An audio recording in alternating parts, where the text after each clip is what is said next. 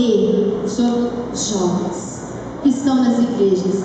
Ele vai derramar unção e esses jovens serão testemunhas do poder de Deus.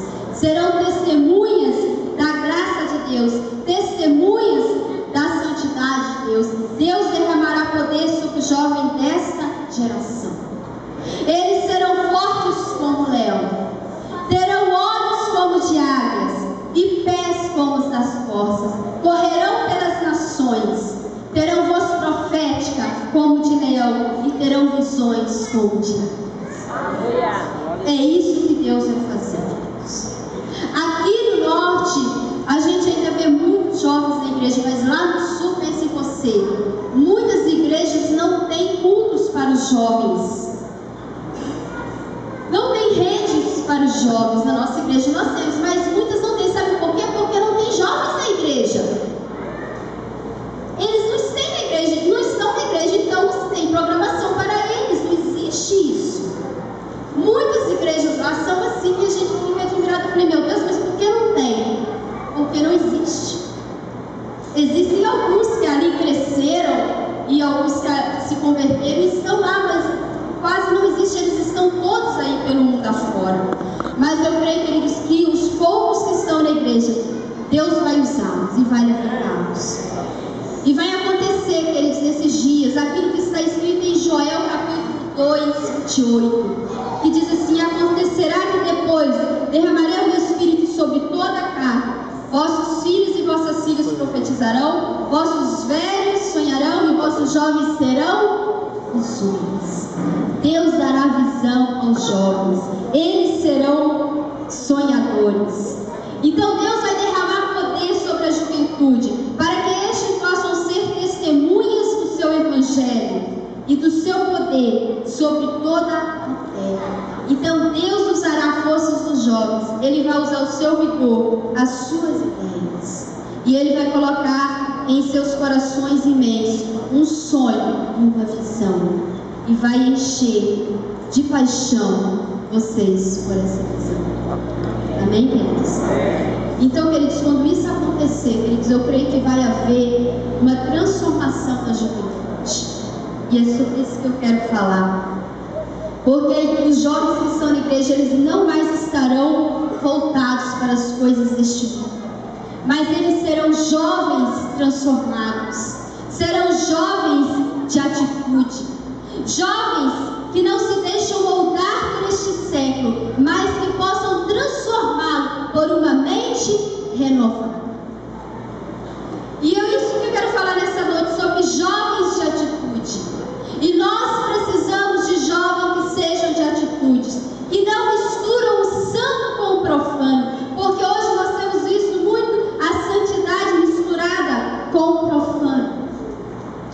Basta você abrir a internet, basta você entrar no Face, e você vai ver o quanto o santo está misturado com o profano. E eu sempre digo, existe Facebook e existe feito bobo, porque tem pessoas que têm feito bobo, fica feito bobo na internet, falando bobeira, piadinha, falando mal dos outros, comentando dos outros, falando coisas imorais, indecente, palhaçada.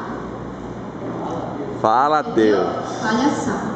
E quantos jovens estão envolvidos nisso? Isso demonstra o quanto estão longe das coisas de Deus. Mas Deus vai trazer renovação. E os jovens de atitude, eles não fazem essa mistura, porque eles são como uma juventude que Deus usou grandemente há muitos e muitos anos, né? Esses jovens foram Daniel, Ananias, Misael e Azarias. Eu queria que você abrisse comigo rapidamente em Daniel, capítulo 1, versículo 8.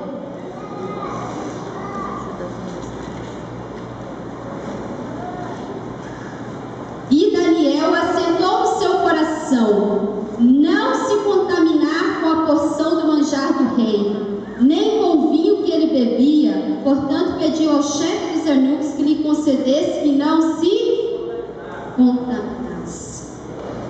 Queridos, isso é ser jovem de atitude, é decidir não se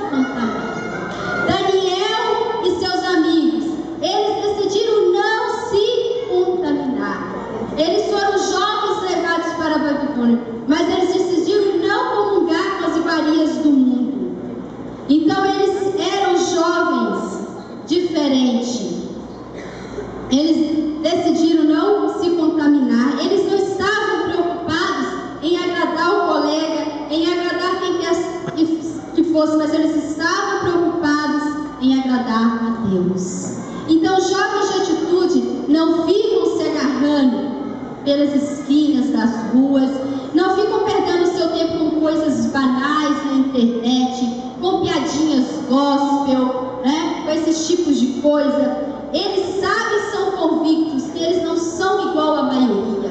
Então Daniel, Ananias, Misael, eles sabiam que eles não eram jovens como os jovens da Babilônia. Eles eram jovens distintos.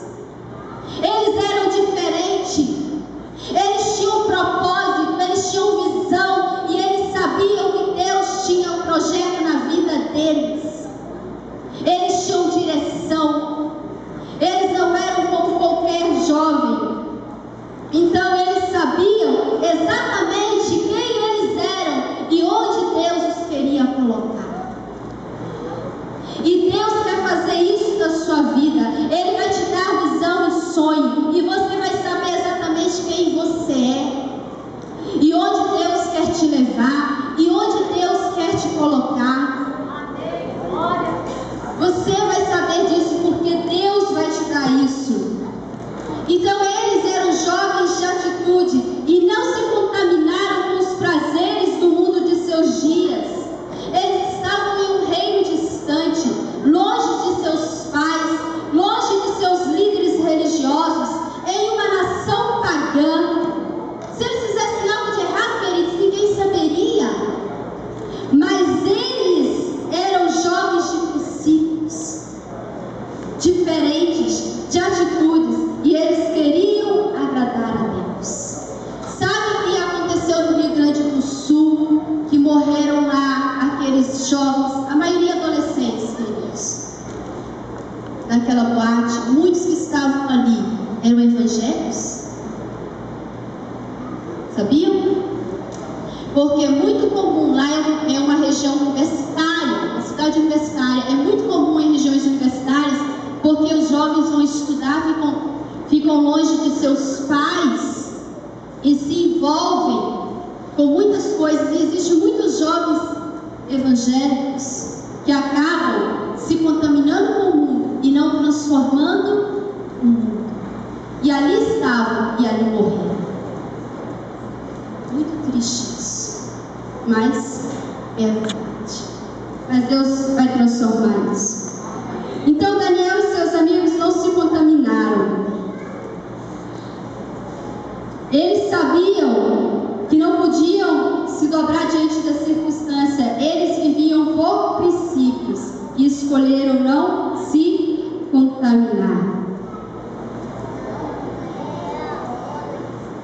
Esses jovens, queridos, decidiram fazer a diferença e Deus os honrou. Daniel 1, versículo 17, nós vamos ler agora, versículo 17, que diz assim: ora, estes 4 mancebos, Deus deu conhecimento e inteligência em todas as letras e sabedoria, mas a Daniel deu entendimento em toda visão e sonhos. Então Deus deu poder a esse, deu-lhe sabedoria, conhecimento, entendimento, e assim Deus também fará a essa geração que decidir serem jovens de atitudes.